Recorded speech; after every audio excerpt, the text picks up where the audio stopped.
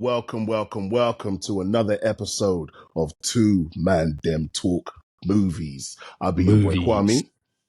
I'll be your boy Enigma, and you know what we do, man? We break down these movies in that honest, direct, real way, man. You know how we try to do it. Give it to you real still. And today we're going to be reviewing the recent next installment in the Ghostbusters franchise, and that is Ghostbusters Frozen Empire. For the first time in New York history, a room full of people froze to death in July.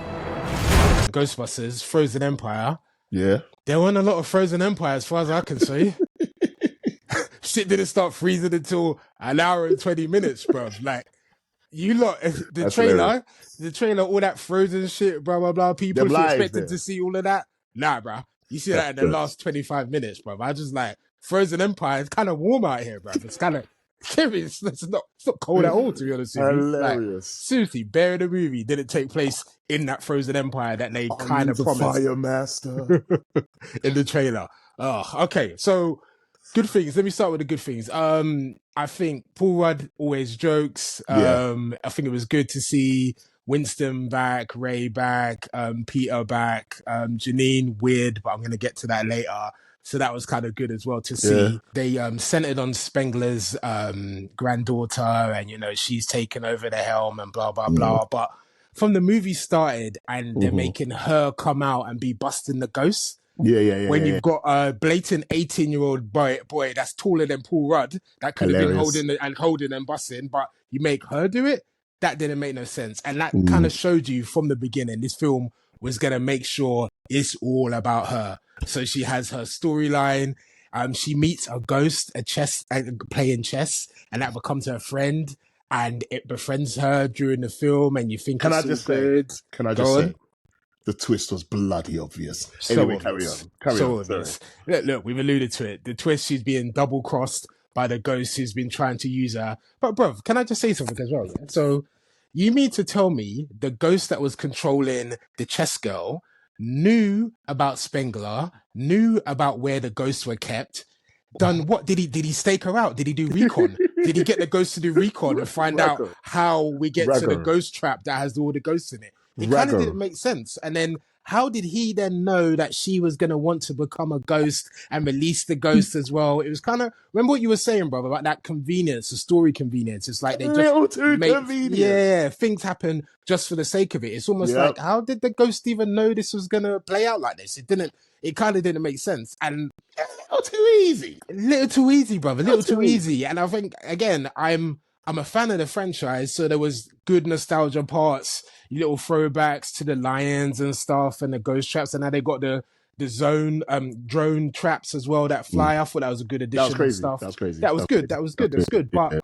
then you sprinkle in that stupidness. Then you sprinkle in, okay, at the end of the movie, I'm just going to jump to the end. Why is there 27 Ghostbusters at the end? Every man got a suit. With name badges as well, bro. That shit cracks me up. When did you not get the suits? I swear there was like 4 of you from the originals, right? Like, why is it like 27 Ghostbusters? Why so many? How you all fitting in a vehicle though? Like, that's what I was thinking. Like, why is so many ManDem?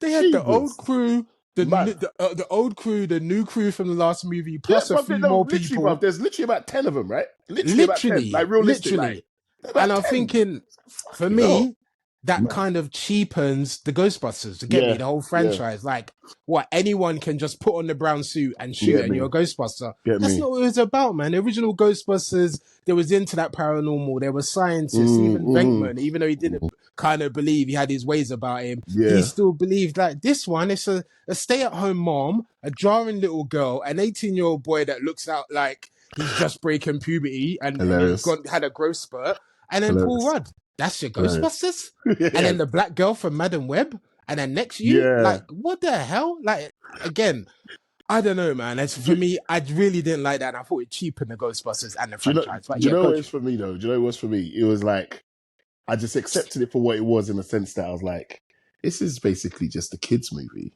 Like, they basically turned Ghostbusters into like a Goonies of the 21st century, I guess. Because to me, I didn't look at it like Ghostbusters of yesteryear. Because it's weird, because you got to think, when the original Ghostbusters came out in like 86 or whatever it was, we were kids then. So watching it even then, as kids, it was still grown-ups playing the roles. But in this new era, because I'm not saying it's a kids movie, because it wasn't a kids movie, but kids could watch it, because technically Ghostbusters was like a PG. You know what I'm saying? Yeah. So you got to think, this new one, instead of having all the grown-ups, yes, they got the grown-ups in it, but it's really led by the children.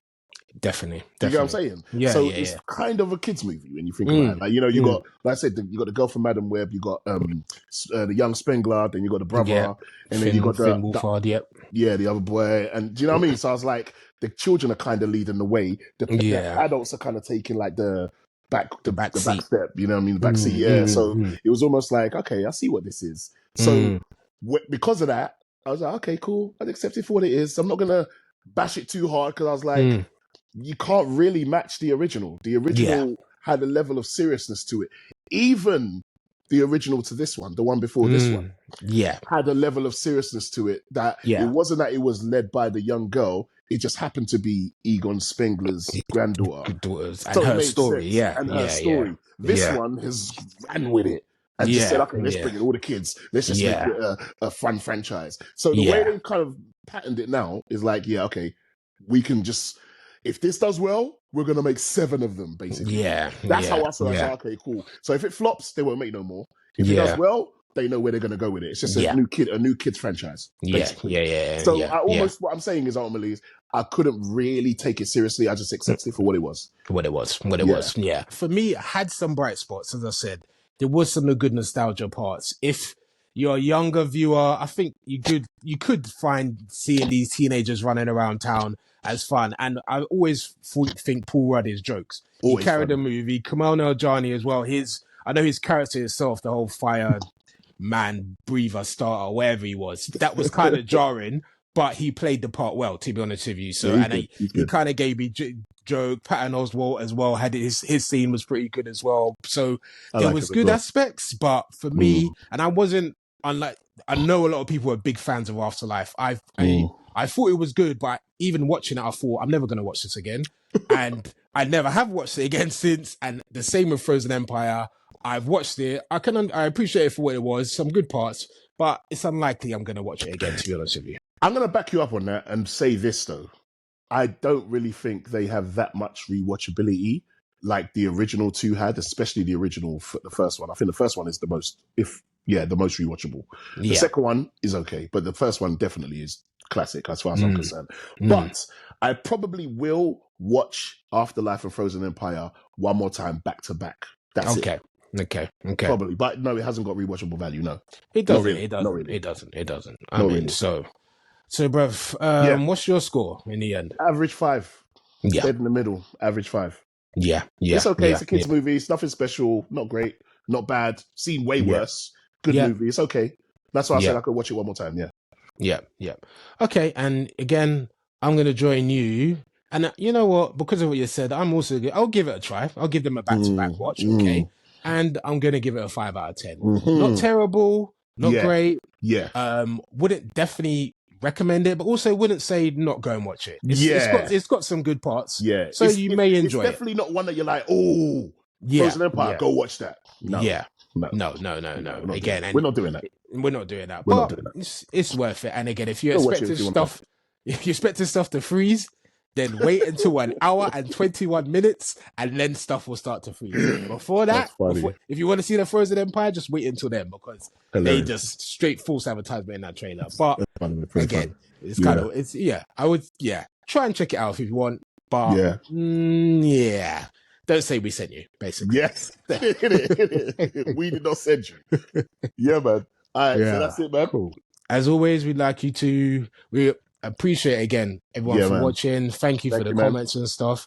If you could drop a like, and if you haven't subscribed, that would be much appreciated. Please, thank you. I've been your boy Enigma. No, definitely. And I've been your boy Kwame, and we've been the 2 ManDem that talk movies. Peace.